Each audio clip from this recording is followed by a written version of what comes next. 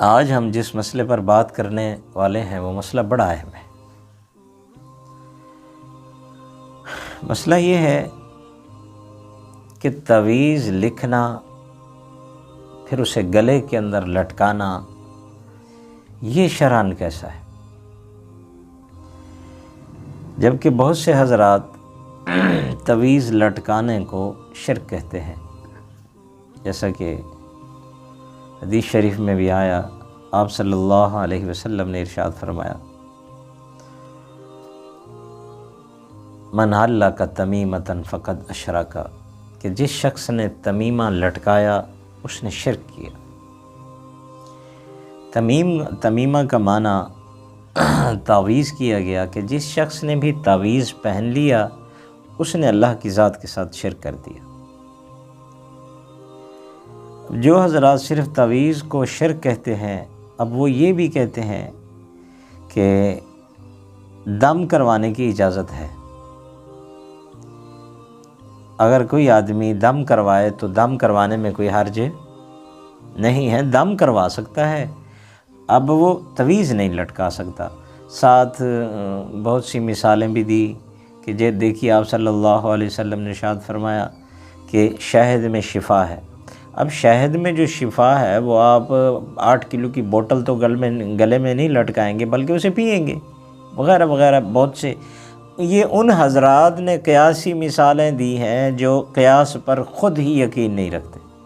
آپ دیکھیں گے، میں نام نہیں لینا چاہتا، آپ سنیں گے تو یہ مثالیں وہ حضرات دیتے ہیں جو خود کہتے ہیں کہ قیاس کی کوئی اہمیت نہیں ہے۔ وہ پھر شہد کو تعویذ کے اوپر قیاس کر کے کہتے ہیں کہ جی اگر تعویذ پہنتے ہو تو پھر شہد کو بھی ایک بوٹل ہو وہ آپ گلے میں لٹکائیں، پھر آپ کو شفا مل جائے۔ تو وہ اگر تو اسی حدیث کے ساتھ بھی تمیمہ لٹکانا غلط ہے تو پھر آپ صلی اللہ علیہ وسلم نے رقیہ سے بھی منع کیا ہے، دم سے بھی کیا کیا؟ منع کیا۔ بہت سی حدیثیں مل جائیں گی آپ کو، ذخیرہ احادیث میں ایسی احادیثیں بھی موجود ہیں جن میں آپ صلی اللہ علیہ وسلم نے دم کرنے سے بھی منع کیا ہے۔ اور اسی طرح پھونک مارنے کو بھی آپ صلی اللہ علیہ وسلم، یعنی کوئی چیز دم کرنا، اسے پھونک مارنا آپ صلی اللہ علیہ وسلم نے منع کیا۔ حضرت عباس رضی اللہ عنہ ارشاد فرماتے ہیں کہ آپ صلی اللہ علیہ وسلم نے ارشاد فرمایا، نہا کہ منع کیا، ان یتنفس کہ آپ سانس نکالیں فی الاناء برتن کے اندر، یا او ینفخ فیہ یا اس کے اندر آپ کیا ماریں؟ پھونک ماریں۔ اس حدیث کو قال ابو عیسیٰ ھذا حدیث حسن صحیح، ترمذی کے اندر اس حدیث کو حسن صحیح کہا گیا۔ پھر تو دم کرنا بھی کیا ہے؟ صحیح نہیں ہے، دم کرنے کی بھی اجازت نہیں ہونی چاہیے۔ ہاں صرف آپ پڑھ لیں، پھر پڑھنے کی اجازت ہونی چاہیے، دم کرنے کی بھی ایک دوسرے کو اجازت نہیں ہونی چاہیے۔ اب ذخیرہ احادیث میں ایسی بھی احادیث موجود ہیں جن میں دم کرنے کی اجازت ہے۔ میں یہ نہیں کہتا کہ دم کرنا کی منع تو کیا گیا ہے، اجازت نہیں ہے۔ بہت سی احادیث مشکات میں، بخاری میں، مسلم میں، ابن ماجہ میں، نسائی میں آپ کو مل جائیں گی جن میں آپ کو دم کرنے کی کیا ملی ہے؟ اجازت ملی ہے۔ اب تابعین کے، صحابہ کے کچھ درایات ایسی بھی ہیں، روایات ایسی مل جاتی ہیں کہ جن میں تعویذ لٹکانا بھی کیا ہے؟ گنجائش ہے، جائز ہے۔ اور ایسی بھی روایات مل جائیں گی تابعین سے کہ وہ تعویذ کو، قرآن مجید کو لکھ کر گھول کر پانی کے اندر مریض کو پلایا کرتے تھے۔ اب جب یہ ساری احادیث موجود ہیں تو اس کو تطبیق کیسے دی جائے گی؟ تو مسئلے کا حل کیسے نکلے گا؟ دیکھیے، تمیمہ، بہت سے حضرات کہتے ہیں تمیمہ کہتے ہیں منکے کو یا پتھر کو، یعنی ایسا تمیمہ جو شرک پر ہو، جس کا تعلق شرکیہ ہو۔ یعنی جیسے دیکھیے آپ علاج کی گھر سے دوا کھاتے ہیں تو دوا کھانا ٹھیک ہے، اس کے ساتھ کچھ شرائط ہیں، اگر تو وہ جو دوا آپ کر رہے ہیں حرام چیز سے ہے، دوائی کے اندر کوئی حرام چیز ملی ہوئی ہے، تو ہم منع کر دیں گے شرعاً بھی نہ کرو اس کے ساتھ۔ ہاں اگر جو علاج کی غرض سے آپ دوا کر رہے ہیں اگر وہ صحیح ہے تو آپ کھا سکتے ہیں۔ اس کا تعلق بھی دیکھیے ثواب کے ساتھ نہیں ہے۔ کوئی بھی نہیں سمجھتا آج کے دور میں، میرے خیال میں کوئی یہ نہیں سمجھتا کہ تعویذ پہننا ثواب ہے، کوئی ثواب کی غرض نہیں سمجھتا، علاج کی غرض سے سمجھتا ہے۔ وہ علاج کے لیے جب پہننا چاہتا ہے، اب آپ کہیں گے کہ علاج کی غرض سے اگر کوئی پہنتا ہے تو اس کا جو ذہن ہے وہ یہ ہے کہ وہ اسی تعویذ کے اوپر توکل کر کے بیٹھ گیا ہے۔ پھر تو آپ صلی اللہ علیہ وسلم نے یہ بھی ارشاد فرمایا کہ دغوانا اور جس نے شخص نے داغ لگوایا یا دم کرایا فقط باری من التوکل، وہ توکل سے ختم ہو گیا۔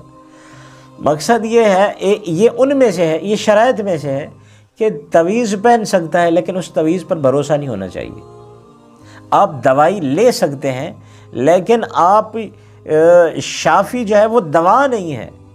جو آپ دوائی استعمال کر رہے ہیں یا ڈاکٹر کے پاس جا رہے ہیں، ڈاکٹر کے پاس بھی جا سکتے ہیں، دوائی بھی لے سکتے ہیں، لیکن شرط یہ ہے کہ آپ یہ نہ سمجھیں کہ بالکل اسی ڈاکٹر کے ہاتھ میں شفا رکھی ہوئی ہے یا بالکل یہی دوائی جو میں کھا رہا ہوں یہی مجھے صحیح کرے گی۔ ایسی نیت کسی کی نہیں ہوتی۔ لوگ ڈاکٹروں کے پاس بھی جاتے ہیں، لوگ دوائیاں بھی کھاتے ہیں، لوگ دم بھی کرواتے ہیں، تعویذ بھی لٹکاتے ہیں، کوئی بھی ان میں سے ان کو شافی نہیں سمجھتا، یہ بالکل انہی کے اوپر بھروسہ نہیں کرتا، صرف علاج کی غرض سے، اسباب کی غرض سے وہ انہیں استعمال کرتا ہے۔ یہ سمجھتا ہے کہ اگر شفا مجھے ملنی ہے تو وہ کس کی طرف سے ملنی ہے؟ اللہ کی طرف سے۔ یہ نیت کا مسئلہ ہے۔ اب اس کو نیت کے ساتھ ہی رکھتے تو اس کی اصلاح ہو جاتی۔ ہم نے اس مسئلے کو نیت کے ساتھ نہیں رکھا بلکہ اس مسئلے کو ہم نے فتووں کی زد میں دے دیا۔ اگر آپ اس کو فتووں کی زد میں دیتے ہیں تو دیکھیے عبداللہ ابن عمر، سنن نسائی میں یہ روایت موجود ہے کہ عبداللہ ابن عمر اپنے چھوٹے بچے، جو ان کے بڑے بچے ہوتے تھے، وہ تو ان کو دعائیں یاد کرا دیا کرتے تھے۔ اب جو چھوٹے بچے ہوتے تھے جو دعائیں یاد نہیں کر سکتے تھے، عبداللہ ابن عمر اپنے چھوٹے بچوں کے گلے میں تعویذ لٹکایا کرتے تھے، یعنی دعائیں لکھ کر کاغذ میں باندھ کر وہ ان کے گلے میں لٹکاتے تھے۔ اسی طرح امام بخاری کے استاد ہیں امام ابو بکر بن ابی شیبہ، انہوں نے کتاب لکھی ہے مصنف ابن ابی شیبہ۔ اس کے اندر انہوں نے ایک باب باندھا ہے جس میں انہوں نے تابعین کے فتاوی جات نقل کیے ہیں کہ انہوں نے وہاں لکھا ہے کہ قرآنی آیات کو گھول کر پینا اس میں کوئی حرج نہیں ہے، لا باس۔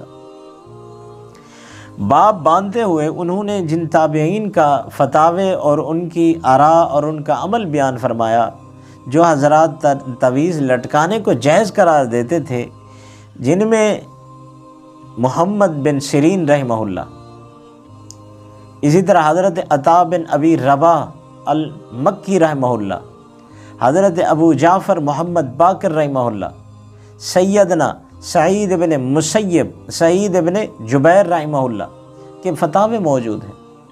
اگر آپ مطلقاً فتووں کی زد کے اندر دیتے ہیں بے جی تعویذ لٹکانا بالکل حرام ہے، ناجائز ہے، مشرک ہے آدمی، آپ شرک کیسے کہہ سکتے ہیں؟ ہم شرک تو اس وقت کہیں جب اس کے اندر لکھا ہوا موجود مواد شرکیہ ہو، تب تو آپ اسے شرک کہیں۔ اگر مواد لکھا ہوا شرکیہ نہیں ہے تو آپ کو کس نے حق دیا کہ آپ کہیں گے شرک ہے؟ اگر مواد جو لکھا قرآنی آیات ہیں، اگر قرآنی آیات کو لکھ کر گلے میں ڈال لے، شرک کیسے ہو جاتا ہے؟ شرک نہیں ہوتا۔ پھر تو دوائی لینے والا بھی مشرک ہو جائے گا نا۔ دوائی لینے والے کی تو آپ نیت کی گواہی دینے کے لیے تیار ہیں، اب جو اس کو قرآن مجید کو یہ سمجھ کر کے مجھے اللہ تعالیٰ شفا دے دے گا، اگر اس نے پہن لیا تو یہی تابعین میں بھی منقول ہے، تابعین کا بھی یہ عمل ہے، سلف صالحین نے بھی یہ کام کیا ہے۔ اگر آپ کا فتاوی جات کے اندر یہ سارے حضرات آ جاتے ہیں تو آپ کہیں جی ٹھیک ہے، ہم روایات تو لینے کے لیے تیار ہیں، لیکن جو تابعین نے جو روایتیں ہمیں دی وہ تو ہم لیں گے، لیکن جو انہوں نے تشریح کی ہے، جو درایت ہے، جو انہوں نے مطالب ان کی کیے ہیں، میں وہ لینے کے لیے تیار نہیں ہوں۔ یہ صحیح نہیں ہے۔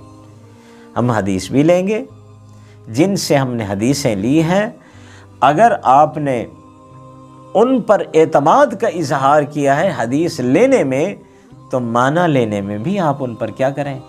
اعتماد کا اظہار کریں، تو نرمی لیں۔ ٹھیک ہے، اتنا کہہ دو معاشرے کے اندر کہ تعویذ پہننا پسندیدہ نہیں ہے، اتنا تک بات ٹھیک ہے، تعویذ پہننا کوئی پسندیدہ چیز نہیں ہے، آپ دعائیں یاد کریں، آپ دعائیں پڑھ لیں، اتنا تو بات ٹھیک ہے۔